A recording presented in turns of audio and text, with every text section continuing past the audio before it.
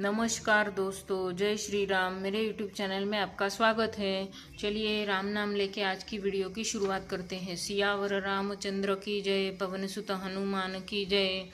अगर आपको मेरी वीडियो देखना पसंद है तो प्लीज़ चैनल को सब्सक्राइब कीजिएगा। मैं रोज़ एक रामचरितमानस का पेज पढ़ के सुनाती हूँ। अगर आपको रामचरितमानस सुनने में दिलचस्पी है तो मेरे साथ बने रहिएगा।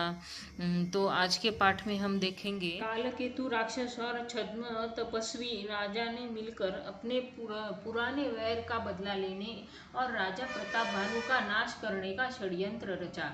इस दौरान नीति की सीख दिखाई गई है कि तेजस्वी या शक्तिशाली शत्रु को अकेला या छोटा समझने की भूल कभी नहीं करनी चाहिए।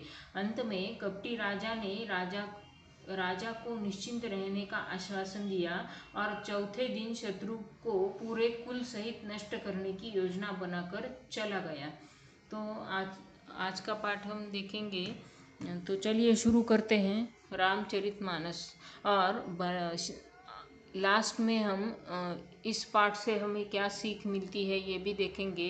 तो चलिए शुरू करते हैं, लास्ट तक मेरे साथ बने रहिएगा। कालकेतु निशिचरतः आवा, जेहि सुकर होई नृपहि भुलावा, परम मित्र तापस नृप केरा, जानिय सो अति कपट घनेरा। उसी समय वहाँ कालकेतु राक्षस आया जिसने सुअर बनकर राजा को भटकाया था। वह तपस्वी राजा का बड़ा मित्र था और खूब छल प्रपंच जानता था। तेहि के सत सुत अरुदस भाई, खल अति अजय देव सुखदाई, प्रथम ही भूप समर सब मारे, विप्र संत सुर देखी दुखारे। उसके 100 पुत्र और 10 भाई थे जो बड़े ही दुष्ट, किसी से न जीते जाने वाले और देवताओं को दुख देने वाले थे। ब्राह्मणों, संतों और देवताओं को दुखी देखकर राजा ने उन सबको पहले ही युद्ध में मार डाला था। तेहि खल पाछिल बयरु संभारा, तापस नृपमिली मंत्र बिचारा, जेहि रिपु क्षय सोई रचेन्नी उपाऊ, भावी बसन जान कछुराऊ। उस दुष्ट ने पिछला वैर याद करके तपस्वी राजा से मिलकर सलाह विचारी, षड्यंत्र किया और जिस प्रकार शत्रु का नाश हो वही उपाय रचा।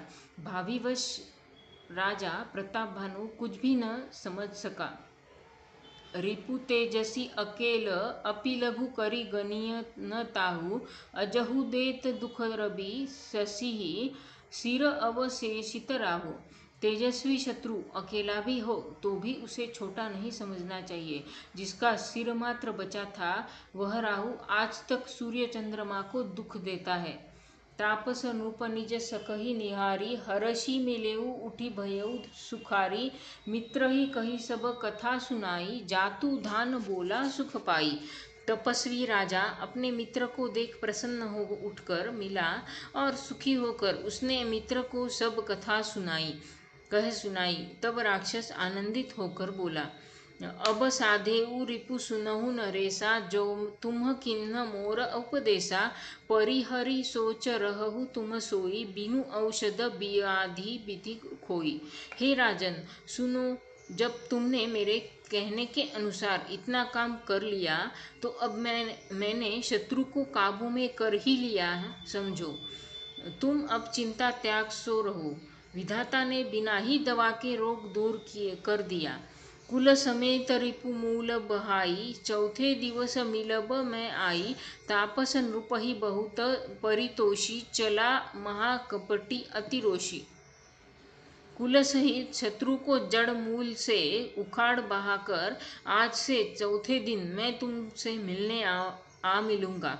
इस प्रकार तपस्वी राजा को खूब दिलासा देकर वह महामायावी और अत्यंत क्रोधी राक्षस चला।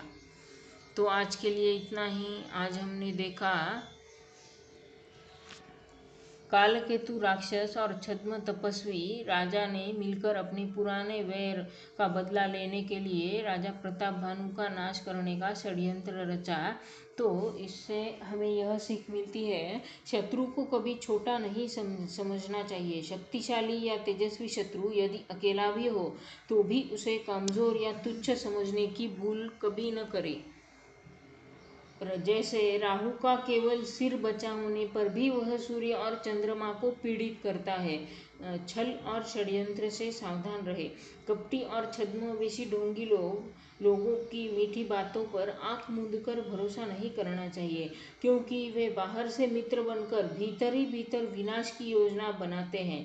तो जल्द ही किसी के बातों पे भरोसा नहीं करना चाहिए। देख परख के उस बात पे भरोसा करें। आज की पाठ से हमें यह सीख मिलती है। तो बाकी का हम कल देखेंगे। आज के लिए इतना ही। राम नाम लेके आज की वीडियो यही समाप्त करते हैं। सियावर रामचंद्र की जय, पवन सुत हनुमान की जय। अगर आपको मेरी वीडियो पसंद है तो प्लीज़ चैनल को सब्सक्राइब करके जाइए। धन्यवाद। आपका दिन शुभ हो।